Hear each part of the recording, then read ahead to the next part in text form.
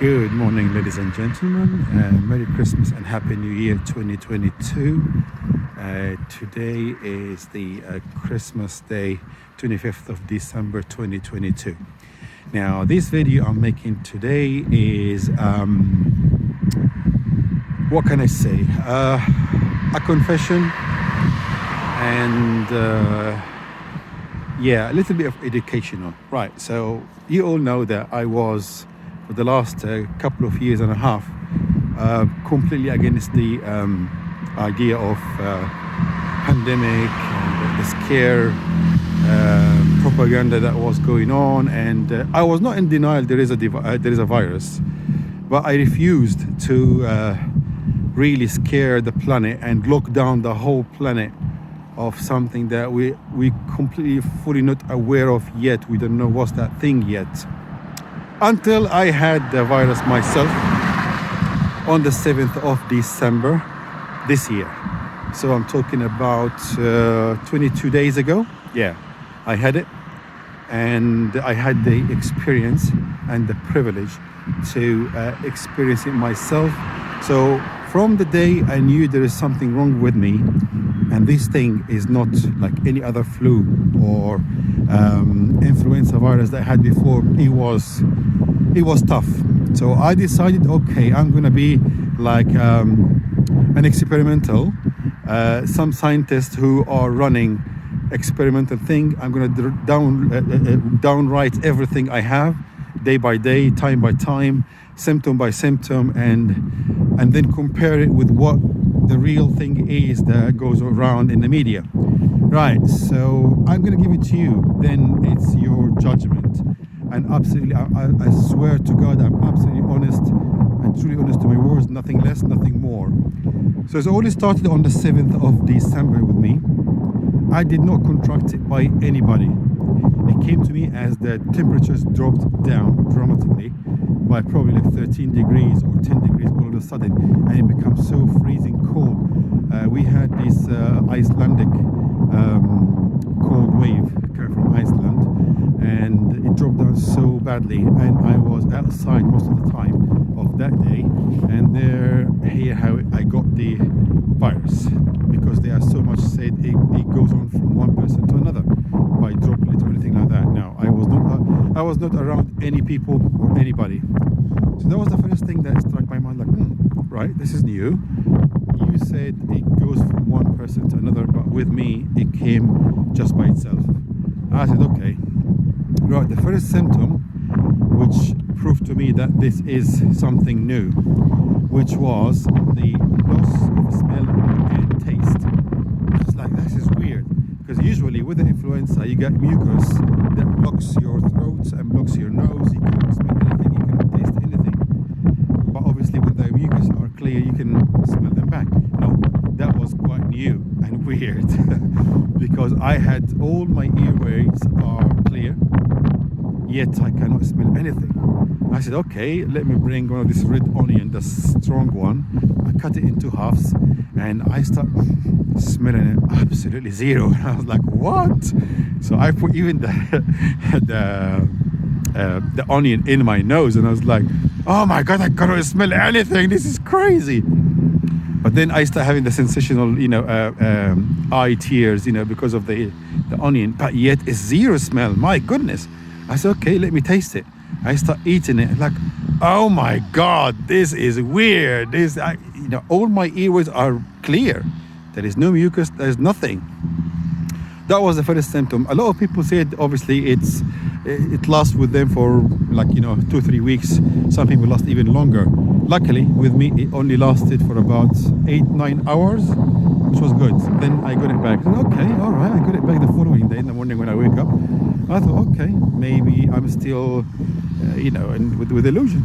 I said, okay, right, let's carry on. So after the symptom, the second thing came, the muscle aches. Yeah, the muscle aches was terrible. And the shivers at night, like, oh gosh, the shivers at night, and I start getting so tired and I get so drained, and I was like, I want to sleep all the time. So that was another thing. Right. I said, okay, keep going. I keep on down writing this time. Oh yeah, sorry. With the smell, the loss of smell and taste, I had this also heavy legs. I can hardly walk, and stuff. Really, my legs was so hard to walk and do normal things. So yeah, these two symptoms came together, but they gone together. Then the muscle aches came. Then the muscle aches came, and it lasts for about 5-6 days. Yeah, lasts for about 5-6 days. But then it's gone. Then I didn't have any fever, which was really strong because I'm following up, with all the symptoms of what people said they had. So they said the very common ones are the loss of smell and taste and the fever. Temperature. I did not have any temperature at all. Thank God for that. But yeah, the muscle aches, and I start having this sort of like short of breath. And I was like, okay, short of breath is what they're talking about as well. Right, let's go carry on. And then I start having the cough. The cough started like a little bit small. I started raining now. Hold on a minute. So yeah, I start having coughs. Not dry though. It was full of mucus though. It was not dry one. So I said, okay, keep going. Let's see what happens. I start feeling I'm very thirsty. I drink a lot of water, and I drink a lot of hot drinks, which was advisable to do so. But then I know there was this advice, obviously, to stay at home. Obviously, I did my PCR test and it came negative. It came positive. So okay, now I am officially COVID patient. So I said, okay, right, not to panic, because 99.9% of people have recovered with no medicine or with cold medicine. I bought myself the ibuprofen and all this, cough medicines and stuff. I start taking it, eating a lot of soup, hot soups, lemon, and then I start feeling that my appetites are going down. I was not eating. I lost 5 kilograms during the 10 days of process of the COVID. But then, I was forcing myself to eat, keep on eating, even though, I can smell it, I can taste it, it's fine. But it's just, I lost my appetite of it, and I start feeling a little bit down, Then, the only thing that was bugging me was the cough. It was not terrible. It was only at night, which is like normal flu and influenza. And but it was a little bit strong. So with all these symptoms and all this type, trust me, it only took me couple of weeks, and I have recovered. Obviously, I know we are not all the same. What I might be able to cope with, others cannot. I understand that our immune system are different. Mine could be a little bit stronger than others could be stronger than mine. So right, here is my advice. Now you ask me what's your advice about out of the whole experience. I would say, right, there is a virus. It is very much an influenza and cold family type of virus. I wouldn't call it any name that could scare people. Yes, they call it COVID. I understand why they call it COVID, because it has this spiky crown, which is, they call it corona. Obviously the crown, corona in Spanish. This is why it was called corona. And yes, there is a virus. Yes, it is. I would rate it, I would scale it as 2 notch above normal mild influenza. Right, now this is how I scale it, this is how I rate it, this is how I would call it. It's part of the influenza and cold family viruses. It's called corona because of the way it looks, right? So I wouldn't call it anything else. Is it deserved to have a pandemic state worldwide and complete lockdown? I cannot decide. Obviously, I'm not an authorized person. I'm not someone who knows what to deal with it. But if it was down to me, as the official numbers show, numbers speaks louder than anything else.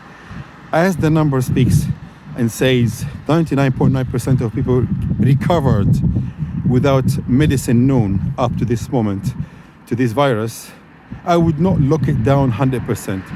I will keep it 25% lockdown. Yes, I will keep the mask for people who are scared of getting the virus. As I said before, it's not killer to the most of people. Yes, for the vulnerable people and people with underlying health conditions, could be damaging, badly damaging.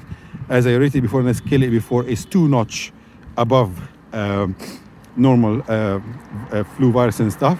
It could be nasty, really nasty, especially with the short of breath that you feel your chest is so kind of crumbling in you, like you fight to take your breath.